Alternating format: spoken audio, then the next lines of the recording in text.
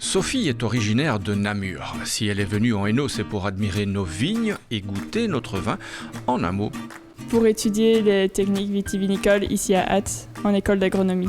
Et Sophie en voit de toutes les couleurs. Du blanc, du rosé, du rouge. Le rouge, c'est justement l'objet de son travail de fin d'études. Alors on a le régent qui est caché derrière. Le régent qui est donc plutôt un cépage teinturier, un cépage interspécifique qui est de plus en plus planté ici en Belgique.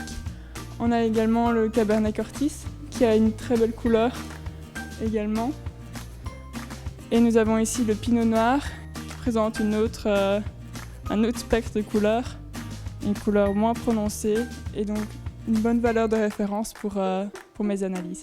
Alors je suis donc les anthocyanes qui donnent la couleur, mais également les tanins qui ont une importance pour les vins qu'on appelle de garde, les vins qu'on va garder plus longtemps en cave, pour avoir un meilleur équilibre et faire le meilleur vin possible. C'est sur cette petite parcelle située à Flobec que Sophie est venue vendanger son raisin. Donc ici on fait tout le suivi de la vigne, on va aussi bien faire la taille en période de mars-avril. Et puis ici aujourd'hui on va suivre le taux de sucre et l'acidité pour voir la maturité de nos raisins pour déterminer la date de vendange. On est à 11,1, donc on est encore un peu bas, souvent on est entre 12 idéalement. Maintenant il faut l'associer à l'acidité. Et ça c'est en labo? Oui, ça c'est en laboratoire vu que c'est un titrage avec du NaOH, donc c'est une solution basique pour déterminer le moment du virage, va nous donner l'acidité du mou. Retour en laboratoire, ici on ne perd pas une seule goutte. Tout est scruté, quantifié, analysé, de la terre jusqu'au verre.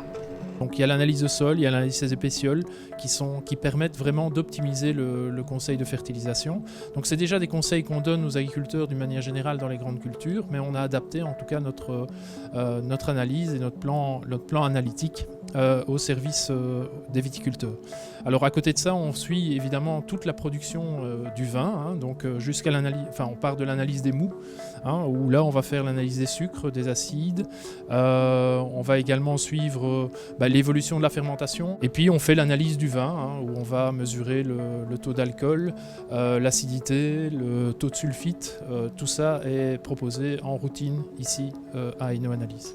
De la taille à l'analyse, Hainaut Condorcet est la seule école à proposer une formation complète sur le vin, et ça se déguste.